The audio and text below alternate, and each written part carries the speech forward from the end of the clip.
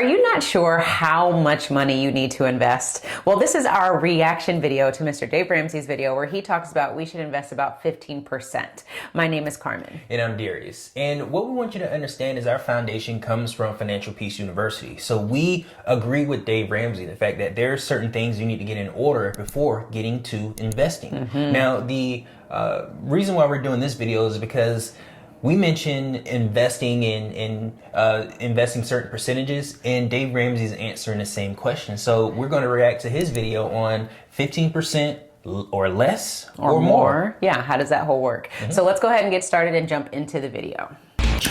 Beat you to it. So you go ahead and start. So one very important thing that Mr. Hogan said on this is the fact that you free up money to invest more. So for example, you're going through the first baby steps where you free yourself of third-party debt, your credit cards and all those debts of that nature. You have more cash that you can invest so that you can have compounding work for you. And that's really important to understand, because when we think of compounding, that's something that's not going to happen overnight. No. And I think a lot of times people look for the biggest investments that they can make, where they can make money right now. But one important thing that he said is compounding. Compounding takes time for it to work in your favor. Yeah, and I'd even take a huge step back from even all of that. Mr. Hogan makes a really good point. However, what I think we need is a little bit of context to this. Whenever we talk about investing, we need to understand what our cash flow is. For Darius and I, it doesn't necessarily make sense for you to invest or drop money in investing until you've cleaned up your home. And when I say clean up your home, I mean get out of third-party debt, get a little bit of savings, get some cushion so that it then makes sense for you to invest. And Dave Ramsey says the same thing, which is why there's baby step 1, save $1,000, and baby step 2, get out of debt. So for us, we very much agree with that, because it doesn't make sense for you to invest if you are barely getting by when it comes to, you know, the third-party debts, and you need to get out of that first, and you need to be able to have some cushion so that when you invest, God forbid something comes up, you have cash flow set aside where the investing isn't going to be affected, because you already have money that's going to be able to take care of things that come up. Right, I agree. So with this whole thing, there are levels to this, ladies and gentlemen. I feel like a lot of people just think, oh, financial freedom, I'm just going to start investing, you know, forget the debt, we'll get to that when we get there, but you know, we're just going to throw all this money in the stock market or do whatever, and we're going to be free, or throw the money in real estate and we're going to be free. And that there's levels to this. So we very much agree with Dave Ramsey with the steps, maybe not all of the steps, but the fact that there are steps to financial freedom. Yeah, I guess to clarify that. Thank you. It only applies until the home's paid for. That's right. And once your home is paid off, then you've got a lot more cash flow and you can do other stuff. Wide open spaces. Now, let me interject really quickly there, because one thing, Dave Ramsey is a really, really big advocate of paying your house off. And we are not saying don't pay your house off. We think that there is levels to that as well. So we actually disagree with Dave Ramsey as far as throwing all of your hard-earned money at the mortgage. We would actually prefer that you take that money and invest it once you get out of the debt. Well, why if that is makes that? sense. Because if you're in the hole 300 grand, you're literally taking 300 grand of your cash and throwing it at the mortgage, where you could take 300 grand, invest, create cash flow, and then use that cash flow to pay off the mortgage if you wanted to, or use that cash flow to continue investing. For us, we believe in giving the bank as little as possible, because you want to utilize every bit of hard-earned dollars that you have for yourself to put yourself ahead. Yeah, and I agree with you. Save your house to the end. Invest first and save your house to the end, because once that money's into the house, you have to... You can't do anything with it. You can't do anything with it. You have to ask for a HELOC from the bank if you want to use that money again. So let's use the money to invest so that it can make us money, and then if we put it in the house, it's locked into the house, and we can't use that money to invest if it's in the house. You can't do anything with it. And go ahead and check out this video where we break that concept down even further, because we have a whole video on why we don't think you should pay your mortgage off just yet. Again, yes, pay it off, but not just yet. There's a few things that we want you to do first. And like Darius said, you can't spend equity. No, you can't. So we need to make sure that you are bringing in gobs and gobs of money home, as you say, gobs. That's Darius's word. Bring home all the bags of cash that you can, and then once you have all that cash sitting, then decide, okay, maybe it makes sense to pay off my mortgage. I agree. Obviously, you could do 12% and put more towards the mortgage. You could do 17% and put less towards the mortgage. So why 15%? Is it magical? No, Right. It's not magical. It's not a magic number. But we did, when we were designing the baby steps, we learned the baby steps from working with people over the years. We finally said, we first used to tell people to stop doing everything and get out of debt. Then we developed, people kept having, the tire would blow out, the alternator would go out on their car, the kid would get sick and it's $200 at the pediatrician, and they didn't have any money because they paid it all on the debt. Right. So then baby step 1 was born. So before you get out of debt, have $1,000. So you got a little starter cushion. So it was born. These steps evolved. Right. We didn't just make them up in a room. Right. They evolved in 30 years of coaching and counseling people. So once we got out of debt and got the emergency fund in place, then we said, okay, what number in the budget with the average household income is $59,000 in America, but if you're making $32,000, the number still works. And if you're making $232,000, the number still works. What percentage allows you to have money left beyond that percentage? That's a big, healthy percentage. Right. But beyond that, you'd have money left for college savings, and beyond that, money left to begin to pay off your home earlier. So let's interject too, because I think we're missing one big thing that Dave Ramsey talks about is this 15% he's saying to invest it in a retirement account, right? I don't think he said to invest in a retirement account. Well, at least from what we know with baby steps, it was always put it into our 401k. Or into our IRA. Okay. So, and knowing that that's what Dave Ramsey is about, I think that's another thing that we need to address. Yes, he doesn't say in this video, but we know from historical and what we've done that it's typically in a retirement account. Okay. So the other thing to note is when you're putting your money into a retirement account, we need to talk about how are you accessing money? How is that money growing? How is your savings going to be affected or impacted? So when it comes to investing, ladies and gentlemen, again, don't just follow what people are telling you to do. You need to make sure you understand the ins and outs of the products and the services that you're using. So when you're putting 15% into a 401k or an IRA or whatever it is, do you understand the implications in which that and how that all involves? We know that with 401ks and IRAs, any retirement program really, you are capped at how much you can contribute on an annual basis. If you want to access the money, there's tax implications there. So again, make sure that you understand if I'm going to take 15% of my income, how is this going to be affected in the latter years or whatever it is when it comes time for me to cash this out, or even just tomorrow if you need some money. Yeah, 100% invest in what you can control. When you invest into, let's say, real estate, for example, invest where you have control of the mortgage or the deed to the house. Yeah. So one thing when it comes to like real estate or mortgages, one thing I really think you should do is own the properties that you use for your cash flow.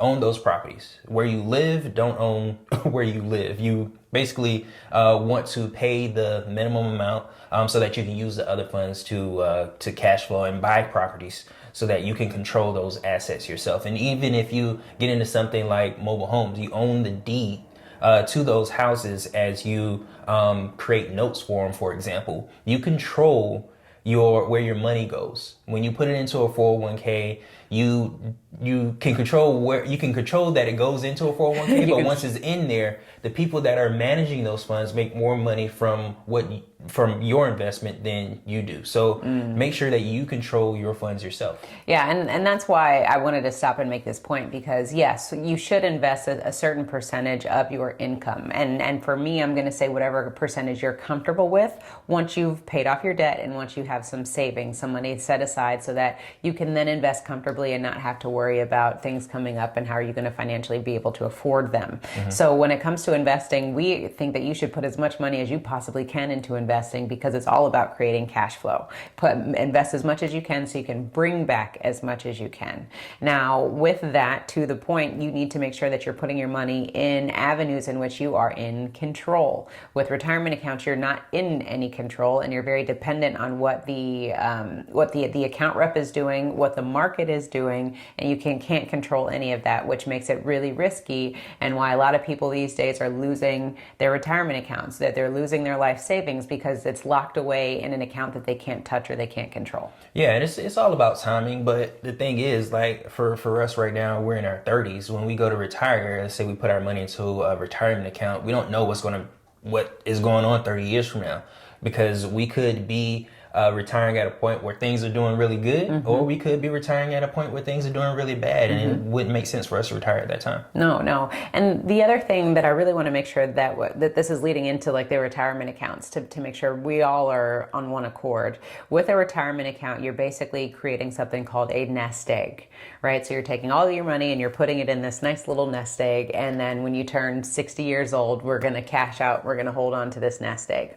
The problem with creating a nest egg is there's no cash flow, right? You've built it up, and then all of a sudden now you're depleting that nest egg time and time again. You're depleting, and there's nothing coming back into this system. So that's why for us, a nest egg is not where you need to be. It's, again, I've said cash flow 15 times already, but it's about creating cash flow, because when you retire, you still need a source of income. You can't rely on that nest egg because that nest egg isn't producing money for you. Yeah, every time you tap into it, it depletes. Exactly. So that's why you find so many people 65, 70, 75 years old have to go back to work because they've depleted the nest egg, because they have no more injections of capital coming into their system. So you got to start now before you retire and create ways for you to then bring money back to you. And then what good does it do for you if your house is paid off, if you aren't able to create any sort of income or anything? Because, again, if you run out of that nest egg,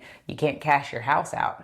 You can, technically, but it's going to be very difficult. Yeah, and investing more than 15% or 20% into a retirement account is only for people who have maybe like $30,000 in income, because you're capped at about $5,000 and some change that you can actually put into the retirement account.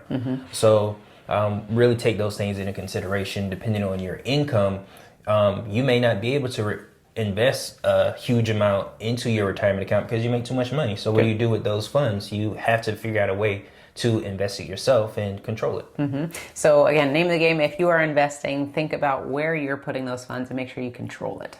Here. And we played with 10%, 12%, 17%, because we have people that are super savers and they would put 28% in. Right. And then we have people that go, I only want to put 3% in because I want to pay off my house. Right. And we knew neither one of those were right, because you need to have a good, healthy amount going in, but not so much that you don't have any left to flow over the edge of the cup over into the other two baby steps. And so we ran case study scenarios off of real people that we had met with, all these tens of thousands, now today hundreds of thousands of budgets that we have done at Ramsey, and the 15% just works. It works at almost any number. Now, again, this is not out of the Bible. Right. And so it's not an absolute. You can decide to do whatever you want to do. If you want to do 17%, do it. I wouldn't recommend it. This comes from real experience. We didn't just make these numbers up. This wasn't in a think tank somewhere that some stupid broke college professor came up with. And to address that, what Dave Ramsey is talking about, the 17%, again, you have to remember where Dave Ramsey is coming from, because he's saying that you should only rely on your capital. Where we're coming from is you rely on OPM, other people's money. So with the 17%, you are capped at that if you are only relying on your income, because there's only so much that you can play with, right? And got tenure and no money. You don't want people with no money teaching you about money. Here's the Yes, he just said, Jim, you don't want people with no money teaching you how to make money. Most everyone has picked up on your percentage that you've devised, because it does allow people to continue to take care of life, but at the same time get compound growth started in your favor. And the same thing when we talk about buying a car. You don't have cars that are more than half your annual income. You pay cash because you have too much invested in going down in value. Right. And same thing we talk about no more than a fourth of your take-home pay on a 15-year fixed on your mortgage. You don't want to be in debt long term, so no more than 15 years. And if you have more than 25% of your take-home pay going into your mortgage, you're going to have trouble saving to buy and pay cash for the next car. You're going to have trouble paying cash for your vacations. Yeah. I like how he broke that down, because you really have to. It goes back to the foundation of budgeting. It goes back to the plan that you create for yourself. If you have too much going in one category, then it takes away from something else. Absolutely. So I like what he's saying about if 25% of your income is going to your or more is going to your mortgage, then you have to take away something else on, something else is point. affected. Yeah. And I'm glad that you said that, because we get a lot of people that reach out to us and say, Darius and Carmen, I don't have disposable income. So what do I do? How am I supposed to save money if I don't have disposable income? That means you're living above your means. Exactly. And that's one thing that we appreciate that Dave Ramsey taught us, is about categorizing and making sure how to allocate your income appropriately. So let's even go back to that with Budgeting 101. There is a formula for everything that you do in life. Why are you working the job that you're working? Why did you expect so much income? Why are you driving the car that you're doing? Why did you go to school? Why did think about all those things? But then all of a sudden, when this money comes to us, there's no plan, there's no formula, there's no execution. We just spend it.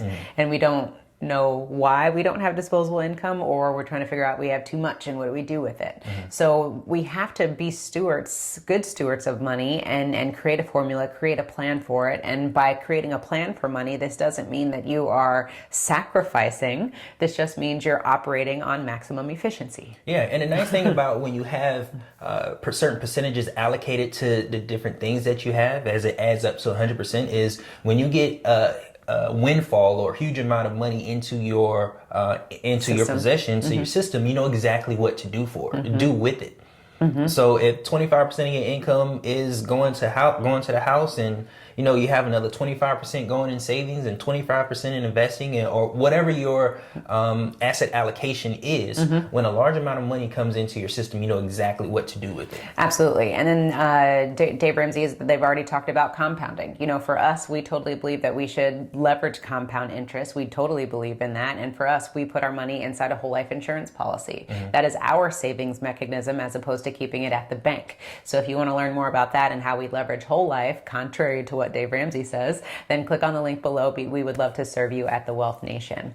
So let's go ahead and jump into more of the video, but we needed to make sure that we talked about asset allocation. How are you allocating your funds? Because if you're spending too much on your house, you're not going to be able to afford your car, groceries, and everything else. So you got to make sure there's balance in your life. You're going to have trouble doing your 15% into your retirement and kids' college, and been paying the house off even earlier. Right. So you become house poor. You can become investment poor. Yes, you can. Cash-wise. And you can become house poor cash-wise. You can become car poor cash-wise. And these are the things that kick people in the kneecap while they're trying to get ahead. Right. Well, and I remember when I first started working the plan, and I was like, $1,000. That's not enough. What's not That's enough? not enough. And then I realized, I was like, wait a minute. No. This is going to break the habit of me thinking that debt's an option. And it's going to give me a little bit of cushion. Yeah.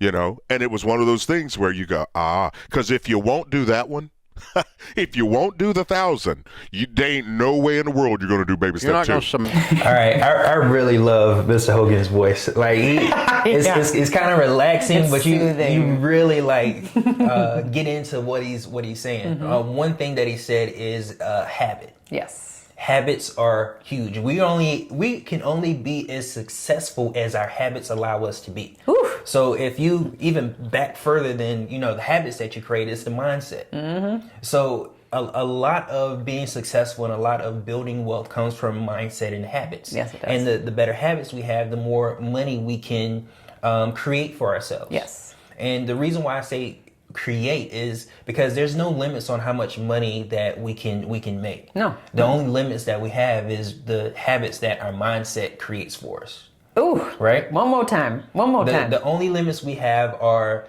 based on our mindset. Jesus. The mindset that we have. So That was beautiful. he said a mouthful when he said making sure that we have good habits, good financial habits, because that's that's what allows us to be successful. Not what anybody else is doing, not what anybody suggests that you do to make money, not anything Dave says or Ms. Hogan says or Carmen says or Darius says. It's all about the habits in which you have, or even the foundation mindset that you have that allows you to create the success that you want to create for yourself. Gems, love it, gems. The other thing that I would say too is what Mr. Hogan said, that when you save $1,000, and again for us $1,000, it's not a ton of money when you think about things that come up. That might take your whole emergency fund away per Dave Ramsey's standards. What I would say when he was like, it allows you to create a cushion so that debt is not an option. So debt is not an option. I can't tell. You remember the first time that we had we were starting the Dave Ramsey program, and we had $1,000 saved, and it was like your tire blew out. Like it was something we needed the money for a car. It was your car specifically. It was something simple. Yeah, and it was like so much freedom to know that we have cash in the bank that we can use to allocate this money for, and that we don't have to go into debt.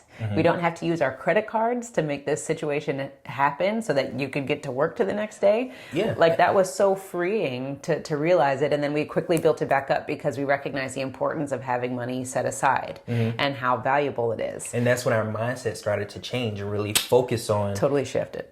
Having allocation of funds, make sure that we come together and we're on the same page, because that really changed the game for us. Yeah. The fact that we didn't have to go into debt to fix a problem. It was a small problem, but we didn't have to go in debt to do it. Yeah. And the reason why I bring this up is because 50% of Americans cannot afford emergencies, things that come up. And that's $1,000. Yeah. That's $1,000 emergency. Yeah, and what do? We have to swipe our credit cards, which what happens now, it puts us further back in the hole, because now we have to figure out how we're going to pay this credit card off, if it's high interest, if it's not, whatever it is, we now are on the hook for money owed to somebody else, which now kind of, not that it totally derails us, but it takes us away, it takes the focus away from the plan that we have in place. Right. So the $1,000 or whatever it is that you decide that you're putting away, commit to it and keep it there, because what we're trying to all teach everyone is to get away from consumer debt.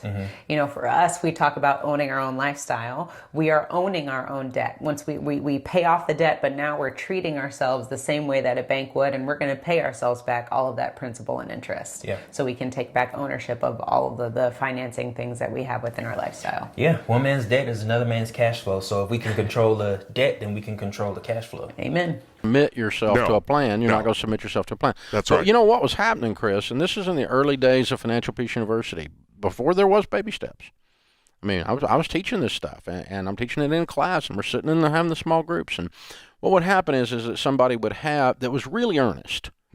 They really had an I've had it moment. They really were ready to change. They really wanted to get out of debt, and they're really game on. And they're charging the gates of hell with a water pistol. Here we go, baby. Let's get going. Game on. Let's bust this thing. Braveheart this thing, right? Let's go. And they go down there about 3 months, and they're busting into this thing, and their emotional energy is starting to run a little bit low, but they are making progress. And then that alternator would go out, or that tires, brakes would go out on the car, or something. A kid would get sick, some little thing. Yeah. And it really didn't ruin their plan, the fact that they pulled out an old credit card and went and bought tires, but it ruined the psychology for them. Yeah. Because they felt dirty. They felt like a drunk that had gone and got somebody that was Relapse. an alcoholic that had been dry for 90 days and then went and got drunk. Right. They felt dirty. And so they'd quit. So the $1,000 isn't about you and about never using a credit card again. It's about the feeling that you went back to the old ways. The Proverbs talks about a dog returning to its vomit. And it's how it feels. You wake up and you go, man, and you just feel like a dog. You feel awful because you failed. And you really didn't. Right. It's $200 on a credit card. Right. Guy's got $42,000 on his credit cards. Right. But The $200 didn't really keep him from winning. That's right. But the fact that he fell off the wagon did, and the $1,000, that's all the $1,000 is for. It has nothing to do with the actual math. Right. In addition to that, I'd like to piggyback off of what Dave said. I totally agree with what he said. Darius and I are big preachers of pay yourself first. And again, the $1,000 is just a number. and pay yourself first is just a saying, right? But for us, the whole reason why we say this is because your savings account, the money that you have set aside, determines how much respect you have for yourself and the money that you make. That was good, wasn't it? Yeah, it was good. Give me some. I felt it. But anyways, I felt compelled to say that because your bank account, again, determines the amount of respect that you have for money and for yourself. Paying yourself first does, not necessarily your bank account. Correct. Paying yourself first, the action of doing it. Yeah. And I say that because there were days where we didn't have any money. We didn't have any savings. And that completely was a reflection of where we were in our financial journey. We didn't have direction. And maybe that ignorance, we could blame it on ignorance, but really, no, you can't blame anything on ignorance. You have to blame it on the fact that you're not taking action. Yeah. And don't ever let the lack of education be a reason why you don't do something. Right. So you need to make sure that if you need to be paying yourself first, whatever it is. I don't care if it's $20, $50, $1,000 a month. You need to be disciplined to do that, because we get so many people that come to us, Wealth Nation, we want to do infinite banking. We want to do this. And we're like, how much money do you have in your savings? And they don't have any money. And we're like, oh, what are you going to do? We can't help you. We would love to help you, but you first have to have the discipline in place. And with us, we see the reflection of people who are going to really take charge and do this because they're already savers. They're already good stewards of money and understand the power of paying themselves first. Yeah. And one thing I would say is the fact that, it's hard to get off the wagon, because you basically have to be a good steward of money almost in a silo. Because as soon as you leave your house, you're surrounded by, or not even leaving your house, when you turn on YouTube, when you turn on the TV, you're bombarded with marketing on how to get in debt. When you, driving down the street, you listen to the radio, or you're listening to satellite radio, and you're bombarded with ways for you to get in debt. The, street signs are saying to get in debt. Buy this. Yeah, if you have a car and there's a newer model that you see on the street, you want that new car. And it's because we're conditioned. Is that conditioning? We have really been trained to spend our money. Yeah. Even when we talk about the economy, the economy is based on how much money we spend and how much we can get into debt, how much we can put back into it. Yeah. It's not a reflection on how well Americans are doing with managing their funds. It's how well we can spend money. So it's really hard to, change your mindset or change your financial habits, because you're surrounded by the negative of that, of giving away your money. Giving it away. Yeah, absolutely. And that's, again, where we go back to the $1,000, pay yourself first, whatever it is. You have to be disciplined and make that happen, because that's the only way that you're going to start to make those steps towards that financial freedom. You can't skip the foundation. Yeah. You can't build a house on sand and expect to be there for a long period of time. Right. That sand's going to keep on moving. So you got to make sure, again, that we're building a house that is built on concrete and it ain't moving anywhere. And that is first going to start with the foundation that you set, which is paying yourself first, saving money, and being a good steward of money and allocating your funds appropriately. Right. Because again, no matter what you do for investing, for infinite banking, whatever it is, we run into people all the time that are not good stewards of money, try to get policies, try to invest, and then everything's wrecked because they don't have a solid foundation. I agree. So I'm glad that we had that point to cover. It's to keep you from feeling like you're not working the plan right. Gotcha. Like you failed. And that's what's worked. Yeah. And that's why it's so important. And so, you see these stupid butt people posting stuff about us on the internet, and man, there's everything in the world out there. People just make up stuff. I mean, Tom Cruise had sex with an alien, I'm sure. And we interviewed the alien, they just make up crap. And so, but they, Dave Ramsey doesn't understand. He's out of touch with the times. $1,000. Well, $1,000 wasn't enough when we started either, Duber. Right. It was never enough. It was never intended to be enough. And it's the action. And some financial planner, Dave Ramsey thinks $1,000 is an emergency fund. No, he doesn't, you moron. That's right. I tell you what I think an emergency fund is. It's 3 to 6 months of expenses. The same thing that's been taught in the financial planning community for 50 freaking years. Right. It's the same exact thing. The rainy day fund, grandma's rainy day fund, the GOK fund, the God only knows fund. It's always been the same. I didn't make any of this up. The only thing about the $1,000 is to keep your emotions intact and you don't feel dirty like you didn't work the plan when some little dinky butt little emergency comes along. Now, you have a $10,000 emergency, you got another issue That's right. while you're in baby step 1 or 2. Right. Yeah, you do. You got a different thing going on then.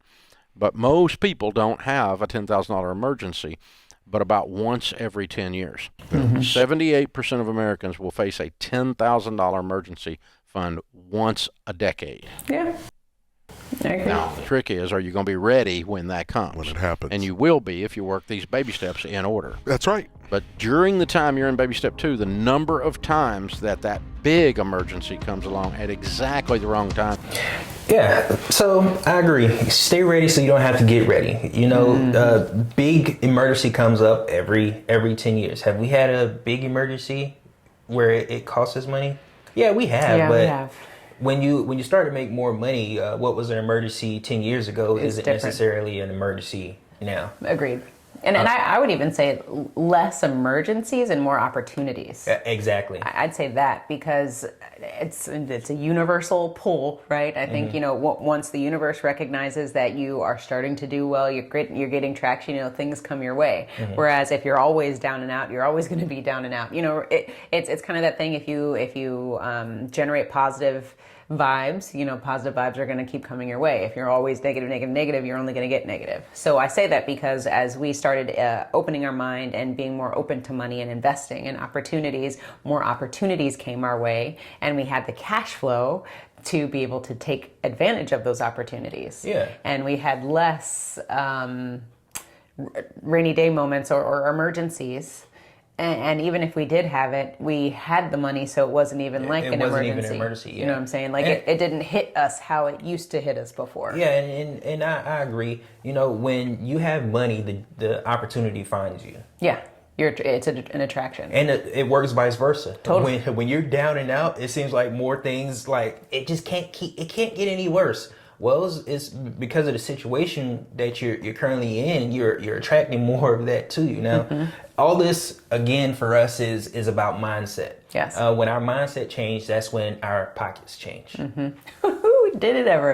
Open up that pockets. Open up your mind, open up the pockets. Exactly. So to bring all of this home, you know, the point of this video was to talk about investing and how much should you invest.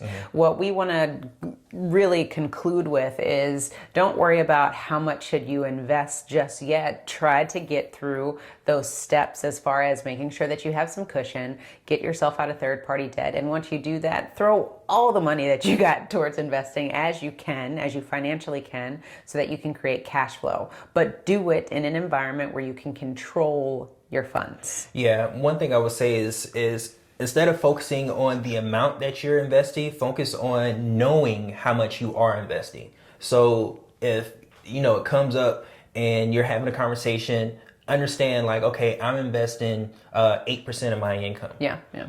Know exactly what your number is. And as things change for you and you want to invest more, know what percentage that is. Because it's more important for you to know the number that you're investing, because you're actually, you know, taking the action to do it.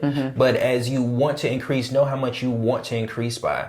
You can set goals according to the numbers that you already have in place. Totally. So if you invest 10,000 here or you invest 10,000 there, then you got to make sure you understand, you know, how much cash flow you're getting, what is your return on that investment, so that you can pool those funds to then get investment number 3 or whatever it is. Yeah, and I 100% agree that you should focus on knowing your number rather than the percentage that you're investing.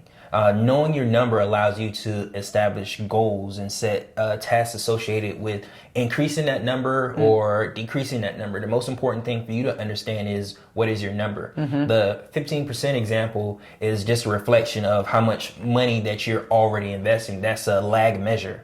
Something that happens after the fact. You need to understand what happens before that to get to that point. So focus on how much money you are investing at the time, know your numbers, and then create a plan to increase those numbers to a certain amount so that you can have tasks and milestones associated with getting that number up if that's what you want to do. Exactly. And then once all those investments are cash flowing, use that money to pay off your house. Yeah, exactly. And it's a nice little system that we work out here. So if you all want to understand how to create your own banking system, what Darius and I talk about all the time, so that you can save money, you can invest, and then you can create financial opportunities for yourself and your family, then check out our next video where we talk about how to create your own banking system. Yes, and also check out our 52 ways below, where we give you 52 different ways on how to generate passive income or investment opportunities. And don't forget to own your own lifestyle. Or someone else will.